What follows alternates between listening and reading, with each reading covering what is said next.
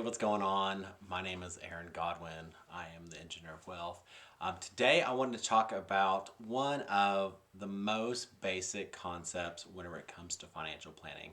That basic concept whenever it comes to financial planning is interest. Now, as we talk about interest, there's two primary means of interest. There's interest that you pay, and then there's interest that you earn. So if you're the borrower, then you are going to pay interest. Now, if you're the saver or investor, you are going to be the one earning interest. So there's big differences between there. Right now, I just want to talk about the saver and the interest that the saver was to get. The easiest example of this is if I was to walk into just a high school math class, a high school financial literature class, there would be some basic concepts we would want to talk about. The very first one of those is simple interest versus compounding interest. Whenever we talk about simple interest, if you were to give me $100 and I was to pay you simple interest at 5% per year, that means that I would have your $100. At the end of that year, I would pay you $5.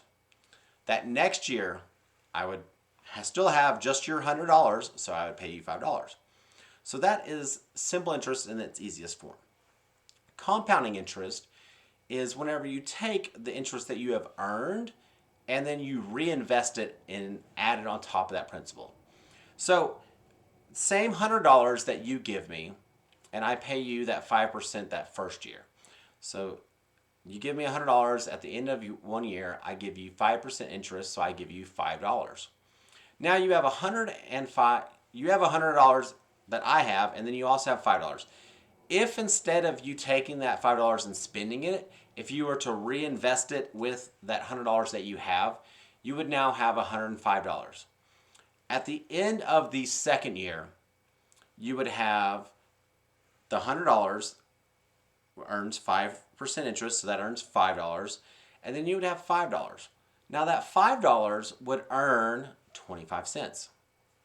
So that $5 would earn 25 cents, and so now instead of just getting $5, you would get $5 and 25 cents.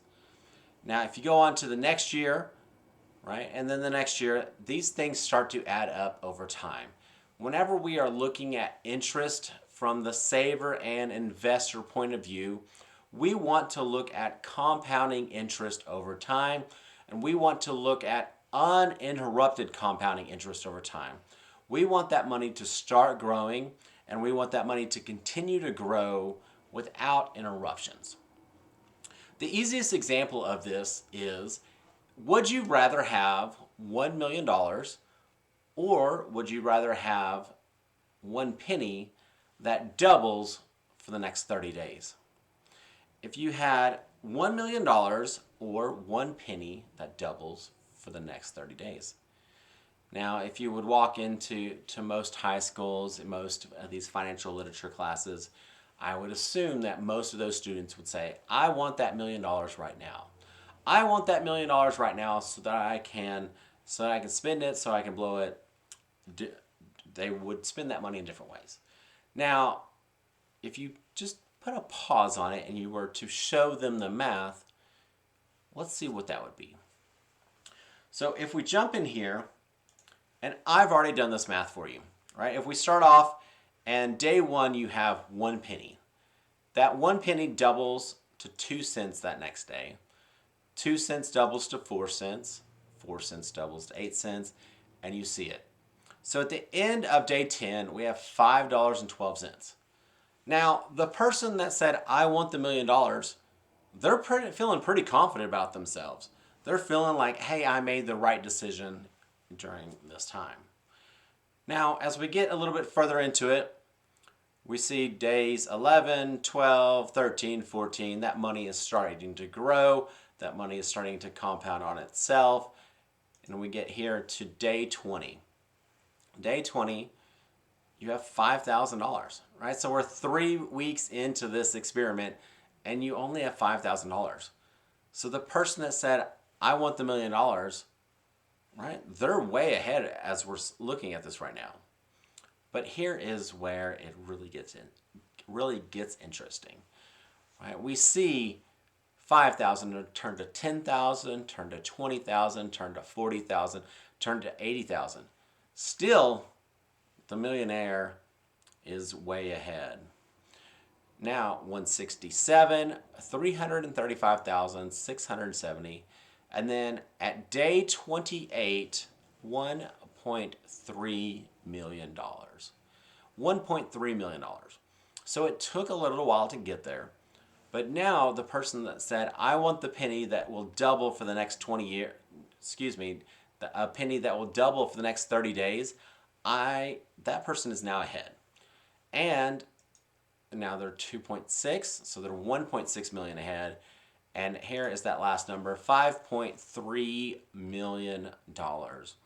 So by delaying that gratification for 30 days, they have taken $1 million and they have turned that into $5.3 million. That $5.3 million, right, is 5 times as much, 530% more on that return on investment, right? So 530% more on that return on investment. That's a pretty good return rate for one investment. So this is really important whenever we are talking about building up wealth, whenever we are talking about interest earned and not talking about interest saved. We're going to look at the opposite side of that and how would you choose to go into debt at a penny per day, or if you were to just have $1 million in debt. We'll talk about that on a future video. But for today, I just wanted to talk about simple interest and then the effects of compounding interest and the effects of uninterrupted compounding interest. Thank you so much. My name is Aaron Godwin. I'm the Engineer of Wealth. I look forward to talking to you, and I encourage you to engineer your future.